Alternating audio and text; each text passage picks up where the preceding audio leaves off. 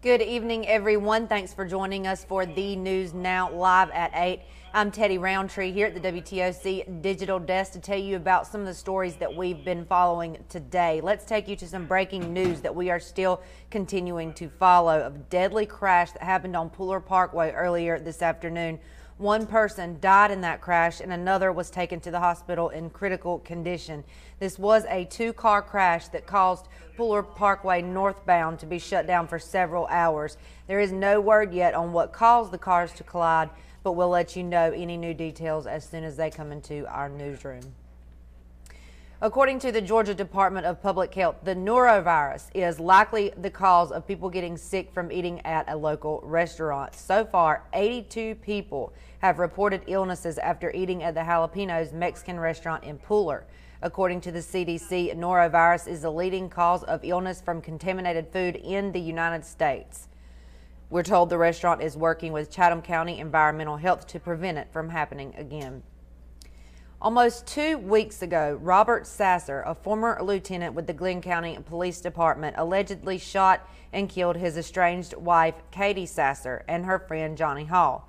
The killings come after court documents show a month of domestic violence behavior reported by his wife. Court documents show that Katie Sasser called the police on Robert Sasser twice to say he was threatening her and even added a restraining order in the divorce papers she filed. According to experts, she did everything by the book. Tonight, we're asking the question, did the system fail her? Meredith Parker finds out in this story.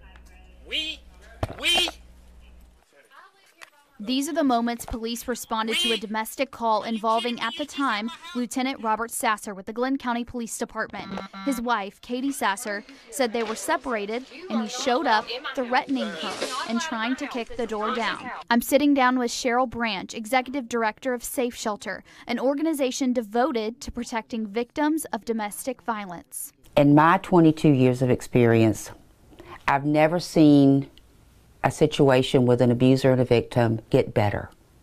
I've only seen them get worse. Divorce papers say the couple separated in March. Then Katie Sasser called the police on May 13th after she says Robert Sasser threatened her. He was charged with 2 misdemeanors, including simple battery. A few days later, Glenn County Police Department placed the lieutenant on administrative leave after looking at the body cam footage.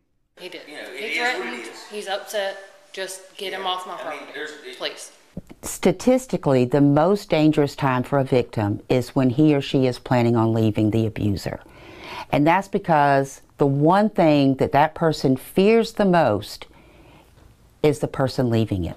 And on June 26, 2 days before the triple homicide, Robert Sasser was in Glenn County Court for divorce proceedings. And hours later, his wife filed another police report that he was threatening her at a local restaurant with motioning gun hand signs at her. This was obviously a young woman that was terrified, and that's reflected in the court documents. The law does offer remedies. She took advantage of every remedy there was.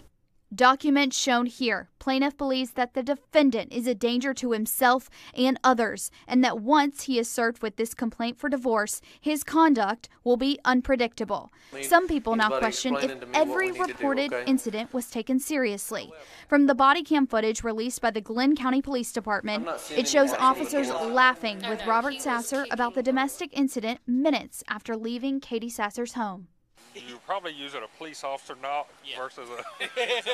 So technically I think you know how to kick in a door if you wanted to. Branch tells me why reporting every threat is important in domestic violence situations.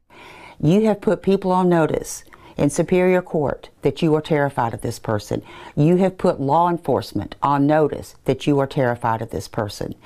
Hours after the murders, I asked the Glenn County Police Department if they did enough to protect Katie Sasser. Has Glenn County been monitoring him since his last arrest in May, and have you been looking at his stability and after placing him on administrative leave without pay? Glenn County Police Department specifically has not been monitoring him.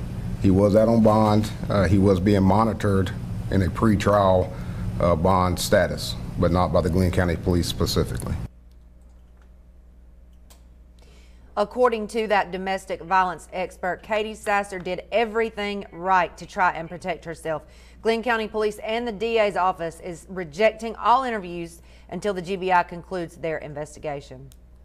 Last night, President Trump announced his choice, Judge Brett Kavanaugh, as a nominee for the Supreme Court. Kavanaugh serves on the Court of Appeals for the D.C. Circuit. He's expected to be less receptive to abortion and gay rights than Justice Anthony Kennedy was. He's also taken an expansive view of executive power and has favored limits on investigating the president. The process of winning support from lawmakers for his confirmation began today on Capitol Hill. Meanwhile, U.S. Georgia Senator David Perdue released a video today after attending the White House ceremony of Judge Kavanaugh for the United States Supreme Court. He says he's excited by the nomination. I think Brett Kavanaugh is of the same ilk, and I think he'll make the same sort of justice, the type of justice that supports and defends the Constitution of the United States. Well, that's going to do it for us for now, but we do hope that you will join us back here at 11 o'clock for the News Now, and Jamie's up next at 9 with all your latest weather updates. Until then, in the WTOC 24-hour newsroom, I'm Teddy Roundtree. Have a great night.